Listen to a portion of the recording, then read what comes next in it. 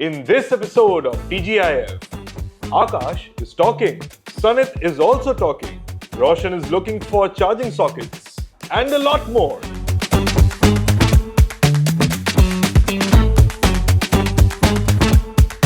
Welcome to another episode of TGIF. Brother, where's everyone?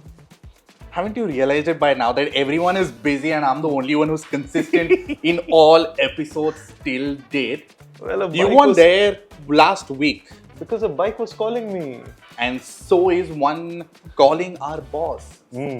Not a bike though. RS is driving the banging Bentley ever. And it's so powerful, it's the most powerful one yet, that it's got speed in its name. And he's driving it in the Swiss Alps. Isn't that a life that we all want? You'll get there someday, for sure. Okay. But with driving all around the world, what's happening in the auto industry from all around the world?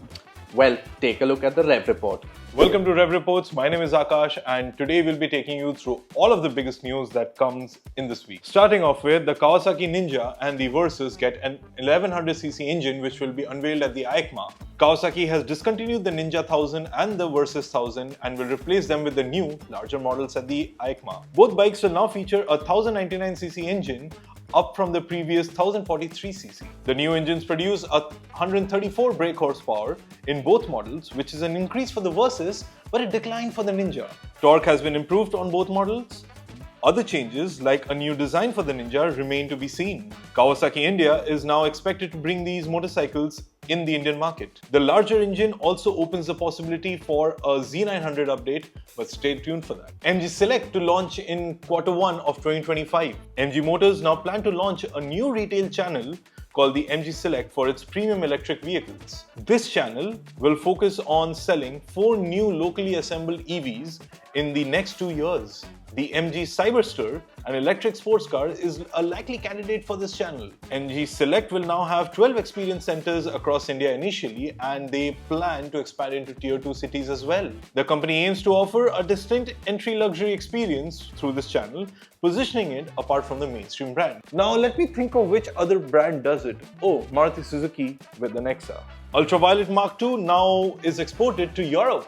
Ultraviolet Automotive have made history by exporting its F77 Mark II electric motorcycle to the European Union. This is the first time that an Indian electric motorcycle have made it all across to the Europe, showcasing India's capabilities in the global electric vehicle market. With its export, Ultraviolet aims to establish a strong presence in the European market and also demonstrate the capabilities of Indian engineering in the EV sector. The company plans to expand its reach further into the global market with the F77 Mark II and the future products. Fun fact, they have also opened an experience showroom in the Middle East and they are going to expand to other continents of the world very soon. Skoda enters the compact SUV segment with the Kodiaq.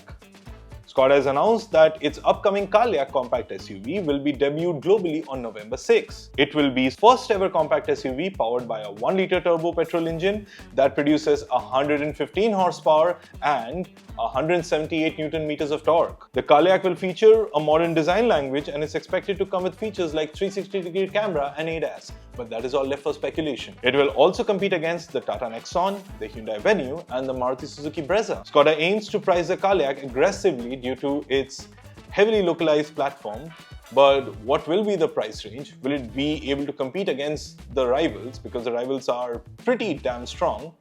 There's only one way to find out. Sad news hits from the motorsport world. 2025 Bharat GP has been cancelled and has been moved to the 2026 season. Operational challenges and financial difficulties have led to the delay. Despite these setbacks, the Budh International Circuit will remain on the 2025 MotoGP calendar, but as a reserve event. Despite initial operation issues and extreme temperatures, the Budh International Circuit was highly praised by the riders during the 2023 GP season. The decision to delay the race until 2026 comes after a series of setbacks, including the cancellation of the 2024 event due to weather concerns and the recent cancellation of a tender for a new race promoter. Now the promoters from the last time have been removed and now Dorna is directly dealing with the UP government, but the UP government has not been able to come up with a new race promoter. So who will that be? What is the funding situation will like? We will keep you updated on that. Last but not the least, the 2024 Valley Run is here, guys. Every automotive enthusiast who's there in this country knows about the Valley Run, and now it will be happening very soon. The Valley Run, India's drag race event, will return for its winter edition from 29 November to December 1st.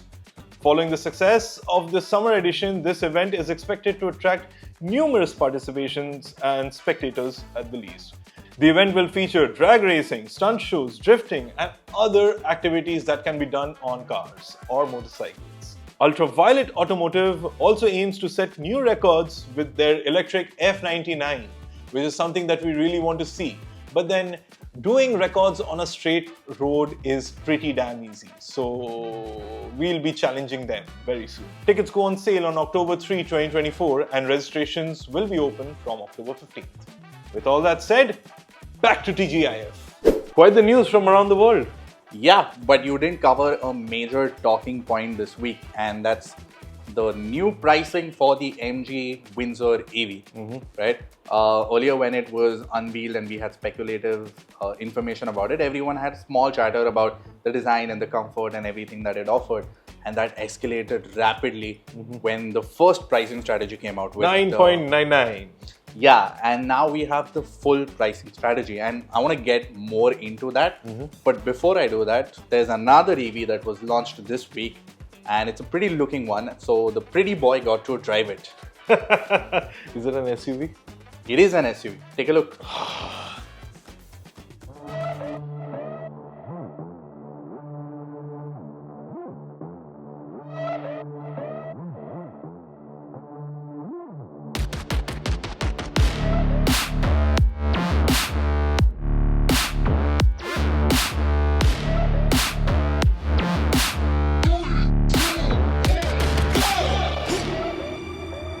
Luxury EV, 7 seats, 6 tablet-style screens inside, 14 charging points, 122 kilowatt-hour battery pack offering a claim range of over 800 kilometers, and a price, introductory though, at 1.41 crores. I think the EQS SUV, for all you potential GLE, GLS, X5, X7 and even S-Class customers, might be the car that makes you jump on to the EV bandwagon. Let's hop in.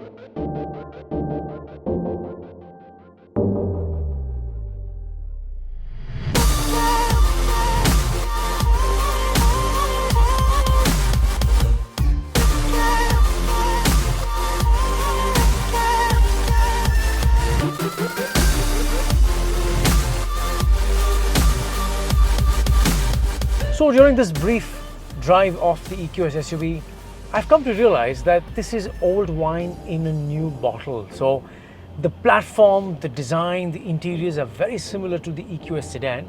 Of course, given the SUV body style, this is more comfortable and you sit much higher up.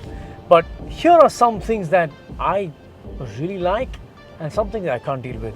Starting off, the beautiful screen setup. As a driver, you've got two, right? So one for the co-passenger, one for myself, and this beautiful 17.7-inch central infotainment display where the graphics are really crisp. All the information regarding the climate controls and everything sits here.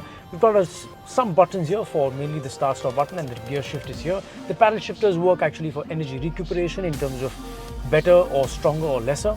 But the funny part is this dash is set up so high, the visibility I feel is not the most ideal compared to, like say, a BMW iX or even a GLE, which is kind of on a similar price point on the higher-end models. And I've had times when I've not been able to get the proportion or the judgment right on this car because of the sloping bonnet line. And that brings me to the main thing that I love about this car. It has to be the comfort and the calmness and the relaxation and the ride quality. I feel that's where they have really engineered it to a level that it takes up bumps very well. There's not a lot of stiff, jarring feeling that you get over sharp bumps. It's very well damped out, and when you want it to be sort of go fast, this can do 0 to 100 in 4.7 seconds. That's amazing for what is one of the heaviest EV SUVs that you can buy today in the market. Second thing that makes me tell you is the range on this car. A claimed range is 800 plus kilometers for a 122 kilowatt hour battery pack. That's 3 times the size what you get on a Windsor EV right now. So Definitely range anxiety on a car like this will be way lesser when compared to the other EVs that you may consider around the 1 crore rupees price packet. And I think that is something that will help me recommend this car over to, someone who's also on the fence of whether they want to go full EV or they are happy with their gasoline powered cars. And the third thing that makes it that much of a stronger proposition compared to a BMW iX or even an EQE or I would say a GLE today, it's got 2 extra seats which are great for young adults or kids. Of course, it's all powered, right? So the second row and the first row of seats are powered seats. So the way with one touch of button, everything moves forward. It's a little funny as well because once you want to get in at the back seat, the front seat first will move ahead. And if you're a tall person or a big person with a kind of a belly, you will just be squeezed against the steering wheel. It's damn funny. But it is practical, so that's lovely. Boot space is about 200 liters with all the seats up, and you fold the last row, you're actually looking at about 880 liters. That's really good. Coming to some of the dislikes of this car, I feel the EQS SUV is an overkill in terms of tech. Like, why do you need 12 USB-C charging ports and 2 wireless charging when most of the time you actually will be you and your chauffeur or you and your partner or kids, Like, I think, of course, it's practical, but I think it's an overkill. Even the screen sizes, I feel while driving on a daily basis, especially at night, these can be a little distracting of sorts. But yes, this is the new age of cars. And finally, the thing that you should be aware of, there is no spare wheel in this car. So there's no spare wheel, they're not having that option, but the boot space kind of makes up for that. One other thing to note, it's got rear wheel steering where the rear wheels are moving in up to 10 degrees. That makes turning in so much more easier in our tight roads of our cities. So that is a plus point that I would rate on this car. The back seat of the EQS SUV is a very comfortable place to be. So I've got seat recline, I've got seat bolstering, no massage function though. I've got this beautiful tablet for controlling the other elements of the functions of the climate control and the infotainment. I also have the screen where I can watch my Netflix and stream music. Mercedes is also giving, which I can't find right now, but it's also giving you wireless, like piano black looking headphones. I think it's a nice touch. And you've got this panoramic sunroof and a bumper sound system to complement the same. So the verdict on the EQS SUV, I think it's straddling position between the S-Class, the GLS or the 7 Series, but in an SUV format in the EV avatar. And I personally feel after experiencing this car, it's a good balance of comfort, practicality and opulence. It's got the road presence, it's got the chauffeur package that will sway you to question that do you still need the S-Class if you're not primarily chauffeur driven most of the time, or you want a family runabout with the added practicality of the 2 seats. This package definitely ticks a lot of boxes and should be on your EV luxury shortlist. Until then, drive safe. Back to the studio. Wow, that's a pretty hefty SUV with a pretty hefty price. 1.4 CR approximately? Yeah, that's almost 10 times the cost of the MG Windsor EV, which I'm coming back to because the pricing strategy, right? Do you know what the new pricing is with the battery included? It has been shifted into my head that the old pricing of 9.99 lakhs, it has been drilled into me, but then without the battery, and now we have the prices with the battery, which starts from 13.5 to 15.5? Yes. 15.5 lakhs ex-showroom for the top end variant with the battery, and that's without the headache of the 9.99 lakh rupees. But I still haven't figured out the math which works better, because what you get with the 9.99 lakh rupees is you have to subscribe to the kilometers that you drive every month, and you have 4 financiers that you pay to. So you don't pay to MG directly, you pay to the financiers, and 3 of them have made it mandatory to subscribe to at least 1500 kilometers per month, which is around 5,000 rupees every month that goes out of your pocket. What also is to be considered is that you have to pay 2 rupees for charging. So charging is not included, even though MG is offering you 1 year free worth of charging For the first. first year of your usage, and you also get unlimited warranty. Yeah. But that's only for the early adopters. Yeah, the early adopters and the first owner. So if you sell it to someone else, we don't know if that is going to still be applicable, or you have to pay a premium for it. But I think they had said that they will come up with some sort of a strategy so that there will be second users get available. So depending on how much the odometer reading is, what is the status of the battery, the life cycle, they might charge a premium for it, and then you can avail the unlimited warranty claim. But that's all without questions asked. But not only that, they also have a buyback situation going on. They do. Called the 360-degree plan, where I think for around 30,000 odd rupees, they will buy what back they said, vehicle around 30,000 for you. Around 60% of the value would be getting, the owner would be getting back. Exactly. So that's something that they also mentioned. Again, prices have not been confirmed. What it goes up against is yesterday or day before yesterday when this comes out, Tata has launched the Nexon EV for 2024 with updated features and a new 45 kilowatt hour battery pack that comes from the Curve EV. So competition is getting interesting. If you guys want to see us do a comparison video between the MG Windsor EV, the Curve EV and the Nexon EV, that would be very interesting. What do you guys think? Let us know in the comments below if you want us to do that. But I think the battery situation or the range situation is the only thing that works against the MG. Because as we have seen, it has the whole business class seat. It can recline it to 135 degrees.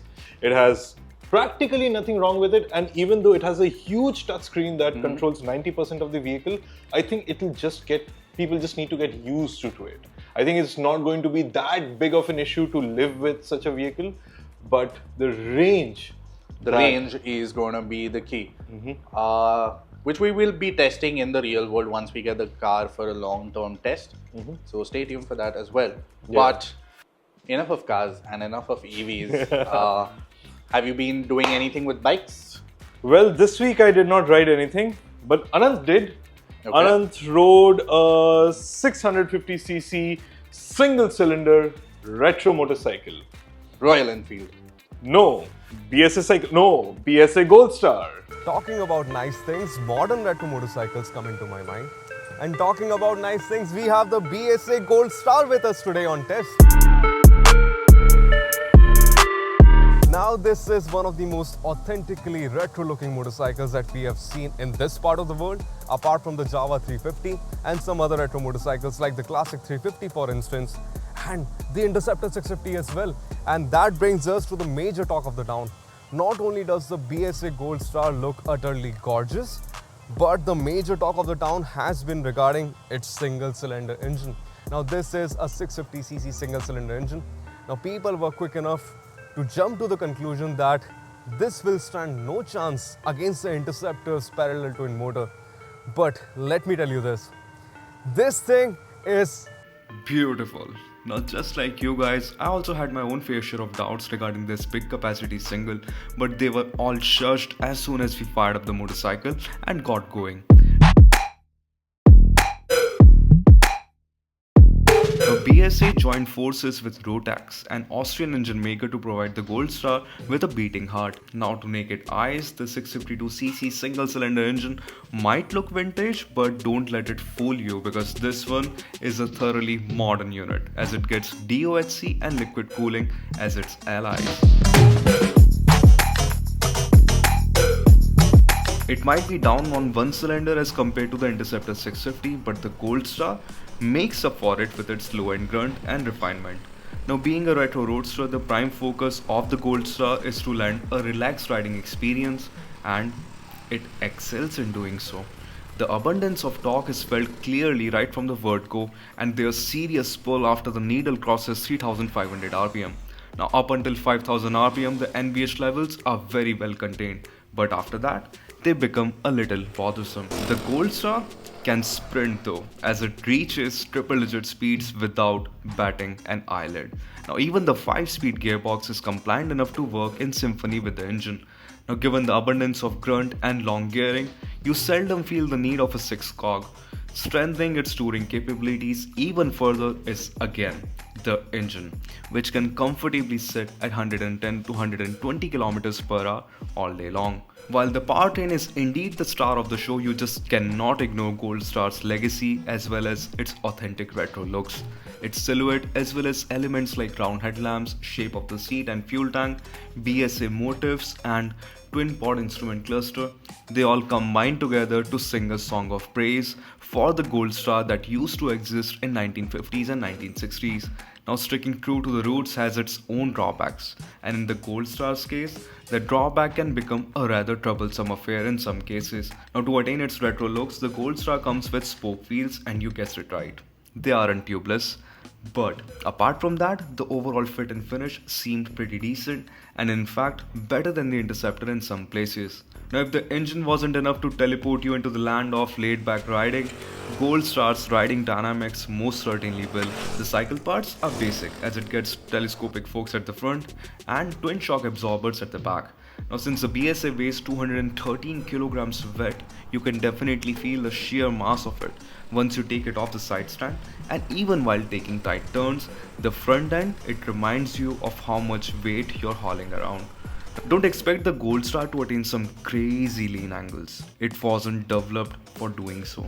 It still holds its line in a desired manner, and that is an enjoyable experience to say the least. The braking though did impress us a lot, because both the front and the rear brake together inspire a lot of confidence. Now, it was indeed a sad goodbye when we had to send the Goldstar back to Classic Legends, and that says a lot about the immaculate ride experience.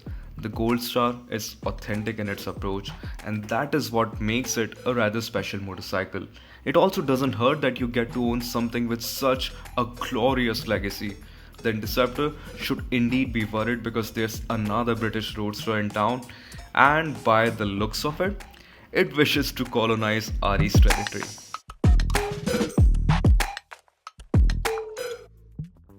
And speaking of gold, I struck gold this week because I tested a flagship German SUV that I personally feel is one of the best looking SUV coupes out there. X6?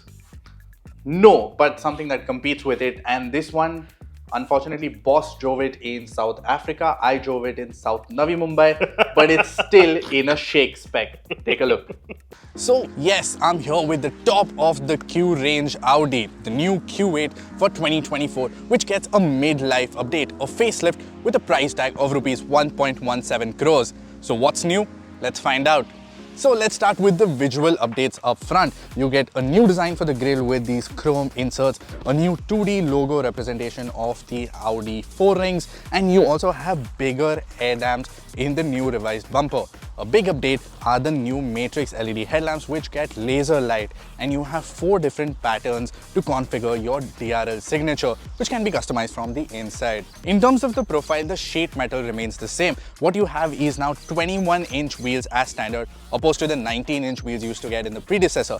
You have the new Audi name and the model name actually in the B pillar, which is going to be a design language across the Audi range going forward. And you have this new shade, it's called Shakir Gold. What do you guys think about it? Let me know in the comments below. And at the rear, you have the new Audi 2D logo, you have new digital tail lamps, a revised bumper design with twin tailpipes.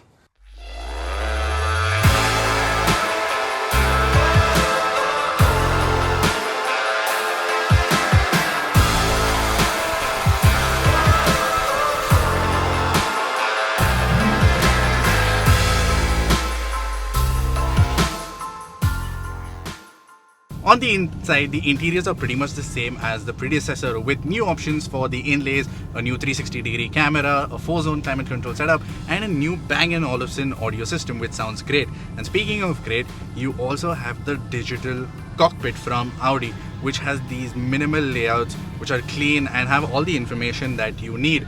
More digital real estate is offered in the form of a double stack screen setup for the infotainment and HVAC control center. The HVAC control center also doubles up as a keypad when you need to put in your destinations for the navigation settings. And when it initially came out, it was really impressive, but now it has kind of aged.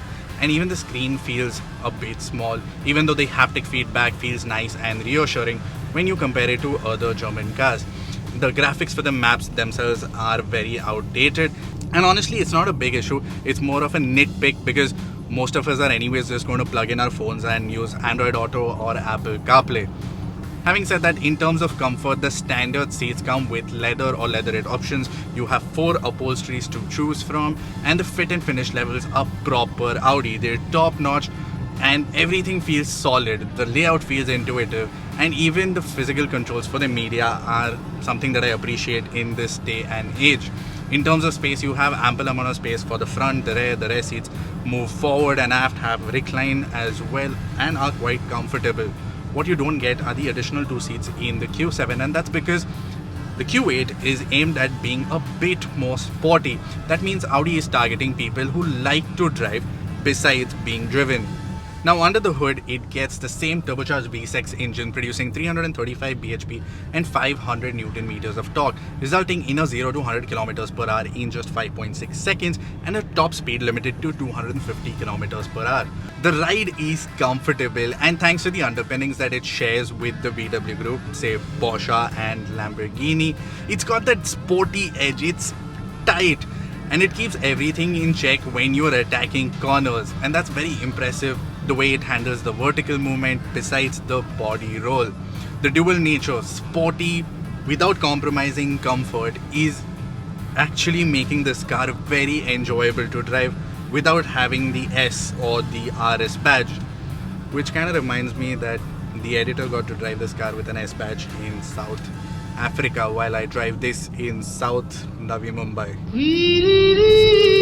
Now the reason I say that it's such an enjoyable and a driver focused car is because the way it communicates with you.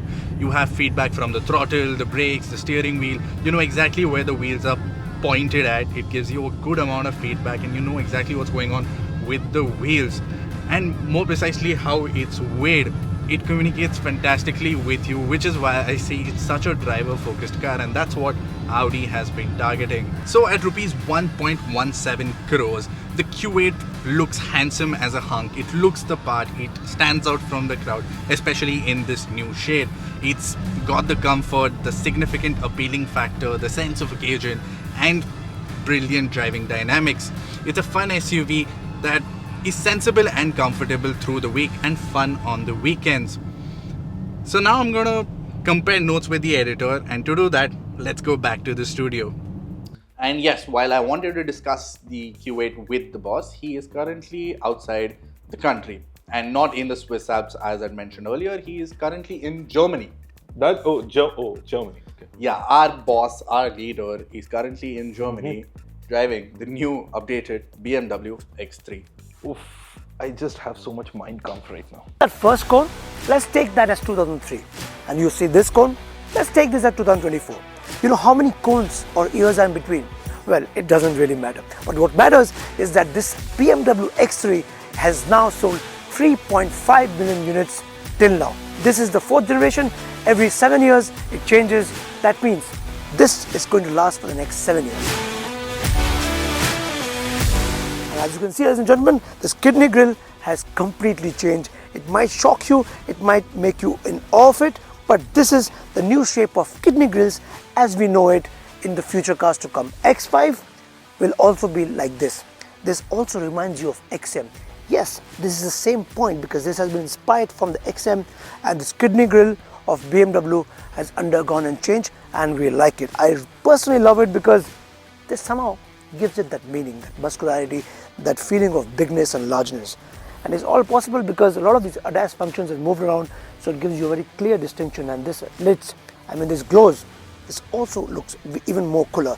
BMW logo right here in front with 2 character lines in the middle. It gives you a very, very butchy feeling. LED matrix headlights. From the side, though, the doors handles are flushed. It looks very neat with 1 strip of chrome going from A pillar to C pillar with a lot of this glass back on the quarter panels. And what I like is that this comes with a 20-inch rim. You also get an option of 21-inch rim, and there's a lot of rubber which is good for India. But what I don't like is the rear, because somehow the designers lost interest, because while they were designing the front, they just sort of got lazy and left it midway. These lights should have connected somehow, because today's a day and age, personal, that's again my personal opinion, But this monolithic design, which BMW is proudly claiming, I don't get it, because yes, the door knob handle is flushed inside. You open it in a very secretive way and it gives you some more space and it gives you a largeness, but the design element from the rear doesn't really speak volume. Again, a very decent boot space, and this space has got not much excitement. Let's experience the rear seats now. The rear seats has got very decent legroom, but this backrest doesn't really move back, so which means that you are sitting very erect. It's not the best place to stay in a BMW, in any of the BMWs, for example. But you get two C-type ports. Everything is new here. It's not the very familiar rear space that you're used to. In fact, I love the door handle and the way a small tiny speaker has been tucked here. But more of that when we move to the front seat. There is a panoramic glass panel, which is not a sunroof, which is what we will get in India as well. So I don't know if you get an option when it comes to India in January, but this is a very welcome change, because you know what, you are not supposed to use a sunroof, but this gives you the feeling of largeness, openness, and this is also takes away the weight of the car, which again increases your fuel efficiency, which is a welcome move. But all in all, a very decent space. This is made of sustainable material, and you see this small thing here, this is used to plug in your tablet or for your screens or for some other equipments. Earlier this used to be in this headrest, but now this is moved here. A wise man once said, the best place in a BMW is in the driver's seat. And yes, what you see is everything very fresh and technologically very different and advanced. For example, you get a touch knob here which increases the airflow from the fan duct. Yeah, that's something very cool. Now, this is also lit from the side, from the door handles. This is a very neat space, very nice screen, and it's very crystal clear. When the camera feed actually throws in the data when you're driving around, this is a very clear, very HD quality feed that you get when you're reversing the car, when you're driving around, and that's a welcome move. All these controls are again touch. There's this only which is mechanical, which changes the airflow direction, two USB ports, and this wireless charging tray is huge and which is good. Two big comfortable mugs. The only thing perhaps I don't like in this setup is the location of the driving boards, because I'll have to take my eyes off, because I really can't get it right in one shot, one hand out, which is not a good thing. They could have just given it some in the steering. The steering again is a hexagonal. I like it personally when it's rounded and a flat bottom, which means that you know it moves around your hand very cool, but it's okay, it gives you a good grip. But once again, the wise man said that the fun of a BMW is in driving. So let's drive. Now it's time to go back to 2003.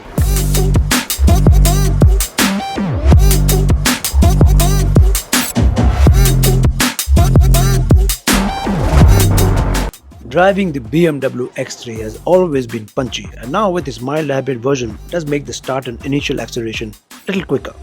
The braking also seems to have improved, and overall driving dynamics complement the BMW pedigree. But the road noise does seep in at higher speeds. It's not as silent a cabin as the BMW X5, but now when you compare this with the X1, it's far superior in all sense. Handling, comfort and road noise have taken a monumental leap forward. Even the seat kinetics have your back to continue driving over long distances.